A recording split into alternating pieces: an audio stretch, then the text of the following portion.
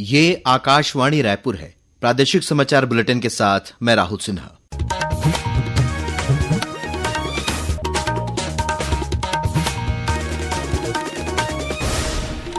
और अब पेश है आज के मुख्य समाचार। राज्यपाल, मुख्यमंत्री और विधानसभा अध्यक्ष सहित राज्य मंत्रिमंडल के सदस्यों ने आज प्रयागराज में महाकुंभ के तहत त्रिवेणी संगम पर लगाई आस्था की डुबकी। नगरीय निकाय चुनाव के तहत 15 फरवरी को होने वाली मतगणना की तैयारियों की समीक्षा के लिए राज्य निर्वाचन आयुक्त ने वीडियो कॉन्फ्रेंसिंग के जरिए ली बैठक। उत्तराखंड में चल रहे राष्ट्रीय खेलों में छत्तीसगढ़ ने आज 2 और कांस्य पदक जीते और आज मनाया जा रहा है विश्व रेडियो दिवस। अब समाचार विस्तार से। राज्यपाल रमेन डेका, मुख्यमंत्री विष्णुदेव साय और विधानसभा अध्यक्ष डॉक्टर रमन सिंह सहित राज्य मंत्रिमंडल के सदस्यों ने आज प्रयागराज के अरेल घाट स्थित त्रिवेणी संगम पहुंचकर आस्था की डुबकी लगाई। इस मौके पर राज्यपाल ने कहा कि सनातन के इस महापर्व के अवसर पर डुबकी लगाना परम सौभाग्य की बात है। ऐसे पुण्य क्षणों का लाभ लेना अत्यंत सुखद और मन को शांति प्रदान करने वाला होता है।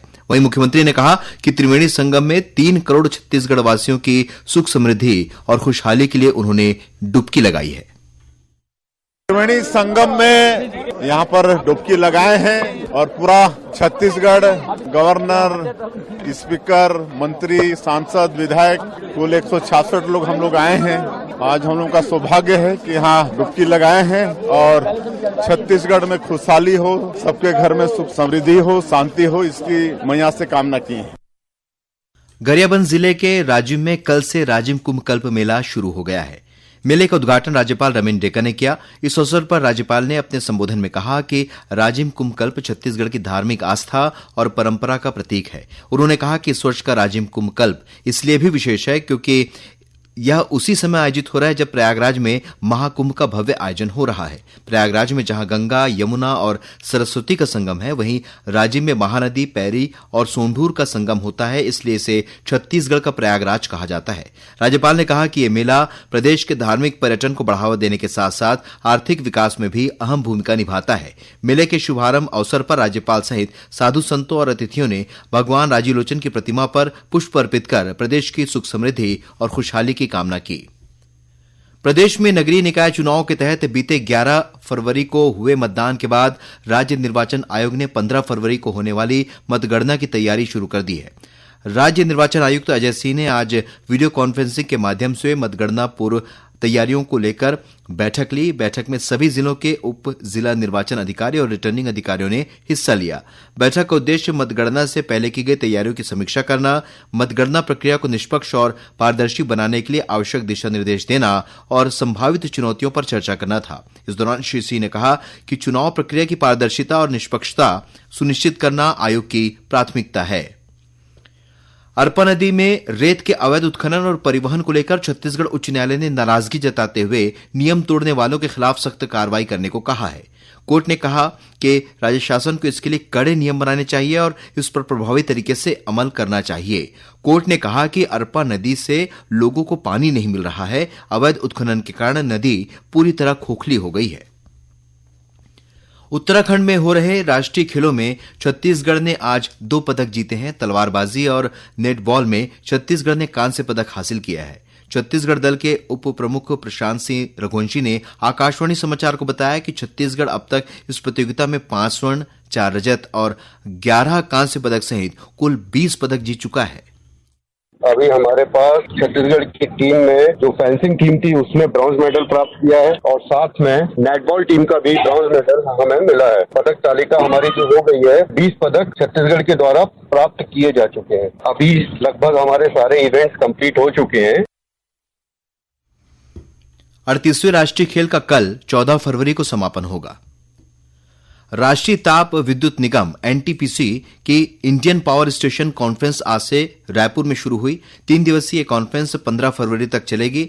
इस दौरान अनेक तकनीकी सत्र आयोजित किए जाएंगे। इस वर्ष इस कॉन्फ्रेंस का थीम है विश्वसनीय और स्थायी ऊर्जा उत्पादन तथा संपत्ति प्रबंधन। रायपुर के अनुपम नगर इलाके में 2 दिन पहले हुई करीब 65 लाख रुपए की डकैती का पुलिस ने खुलासा कर दिया है। इस मामले में पुलिस ने दुर्ग और राजनांदगांव से 10 आरोपियों को गिरफ्तार किया है। सभी आरोपियों को आज सुबह रायपुर लाया गया। आरोपियों के पास से 59,50,000 रुपए नगद, सोने के आभूषण और घटना में इस्तेमाल की गई कार जब्त की गई है। रायपुर रेंज के पुलिस महानिरीक्षक अमरेश मिश्रा ने आज एक पत्रकार वार्ता में बताया कि डकैती की इस घटना को पीड़ित के पड़ोसी ने ही अंजाम दिया था। उन्होंने बताया कि पुलिस के 10 अलग अलग टीमों द्वारा सीसीटीवी फुटेज के आधार पर जांच शुरू की गई। इस दौरान मुखबिर से पुलिस को सूचना मिली कि आरोपियों के हुलिया और घटना में प्रयुक्त वाहन से मिलता जुलता वाहन अमलेश्वर से पाटन के बीच देखा गया, जिसकी तस्दीक के बाद पुलिस ने आरोपियों को गिरफ्तार किया। आईजी ने पुलिस की सफलता पर कहा है कि रायपुर के वरिष्ठ पुलिस अधीक्षक डॉक्टर लाल उमेश सिंह के नेतृत्व में लगभग 36 घंटे के भीतर इस घटना के सभी आरोपियों को गिरफ्तार किया गया। इसके लिए पूरी टीम बधाई की पात्र है। प्रादेशिक समाचार आप आकाशवाणी रायपुर से सुन रहे हैं। आज विश्व रेडियो दिवस है।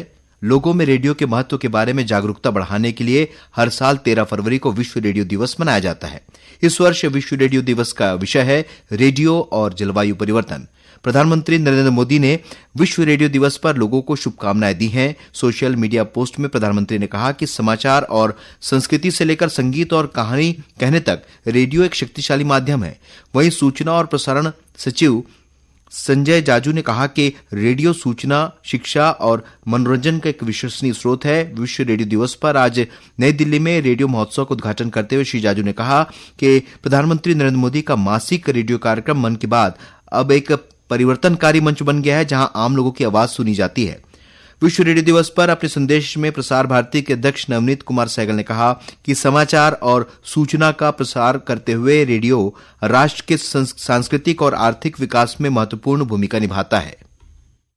आज विश्व रेडियो दिवस की हमारे सभी श्रोताओं को बहुत बहुत शुभकामनाएं। संवाद के लिए और सूचनाओं के आदान प्रदान के माध्यम से राष्ट्र के सांस्कृतिक और आर्थिक विकास में रेडियो की एक बहुत महत्वपूर्ण भूमिका है और रेडियो एक बहुत सशक्त माध्यम है पूरे जन जागरण तक पहुंचने का। बहुजन हिताय बहुजन सुखाय के ध्येय वाक्य को ध्यान में रखते हुए दुनिया का सबसे बड़ा radio network all India radio Akashvani जन जन तक मनोरंजन, शिक्षा और सूचना उसका प्रचार करता है। वहीं श्रोताओं का अभिवादन करते हुए प्रसार भारती के मुख्य कार्यकारी अधिकारी गौरव द्विवेदी ने कहा कि आकाशवाणी जहां भारत की समृद्ध संस्कृति और परंपराओं का वाहक रहा है, वहीं इसने भारत में वैज्ञानिक प्रगति की यात्रा से भी लोगों को जोड़ा है। उन्होंने कहा कि दैनिक जीवन का शायद ही कोई ऐसा पहलू हो जो आकाशवाणी से अछूता रह गया हो। इस अवसर पर आकाशवाणी की महानिदेशक डॉक्टर प्रज्ञा पालीवाल गौड़ ने कहा कि लगभग 9 दशकों से आकाशवाणी श्रोताओं तक सूचना, शिक्षा और मनोरंजन पहुंचा रहा है। रेडियो की भूमिका के बारे में आप सब जानते ही हैं। पूरे देश में बल्कि पूरे विश्व में आकाशवाणी की अपनी एक आवाज है और उसके जरिए लोगों तक सूचना, मनोरंजन पहुंचाने का आकाशवाणी ने हमेशा से काम किया है। जन सरोकारों से जुड़ा रहा है आकाशवाणी। हम लोग दोबारा उसी की प्रतिबद्धता दोहराते हैं।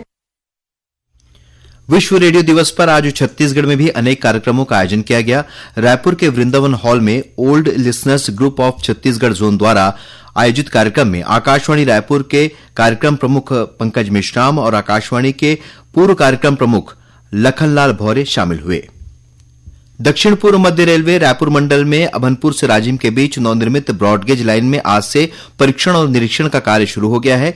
रेलवे ने लोगों से संबंधित रेल लाइन से पर्याप्त दूरी बनाकर रखने और संपार फाटक को ट्रेन नहीं आने पर ही पार करने की अपील की है। साथ ही किसी भी व्यक्ति को प्लेटफॉर्म में टहलने, अनधिकृत रूप से लाइन पार करने, लाइन के ऊपर बैठने और पशुओं को लाइन के पास चराने से मना किया गया है।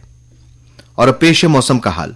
मौसम विभाग के अनुसार हवा की दिशा में परिवर्तन होने के कारण प्रदेश के न्यूनतम तापमान में बढ़ोतरी होगी। अगले कुछ दिनों में प्रदेश के मौसम में परिवर्तन होगा। मौसम विज्ञानी एचपी चंद्रा ने आकाशवाणी समाचार को बताया कि प्रदेश में कल मौसम के शुष्क रहने की संभावना है। प्रदेश में न्यूनतम तापमान में वृद्धि का दौर एक बार पुनः प्रारंभ होने की संभावना है। प्रदेश में अगले 24 घंटे में मौसम शुष्क रहने की संभावना है। अंत में मुख्य समाचार एक बार फिर। राज्यपाल, मुख्यमंत्री और विधानसभा अध्यक्ष सहित राज्य मंत्रिमंडल के सदस्यों ने आज प्रयागराज में महाकुंभ के तहत त्रिवेणी संगम पर लगाई आस्था की डुबकी। नगरीय निकाय चुनाव के तहत 15 फरवरी को होने वाली मतगणना की तैयारियों की समीक्षा के लिए राज्य निर्वाचन आयुक्त ने वीडियो कॉन्फ्रेंसिंग के जरिए ली बैठक। उत्तराखंड में चल रहे राष्ट्रीय खेलों में छत्तीसगढ़ ने आज 2 और कांस्य पदक जीते और आज मनाया जा रहा है विश्व रेडियो दिवस। इसी के साथ प्रादेशिक समाचार बुलेटिन समाप्त हुआ। नमस्कार।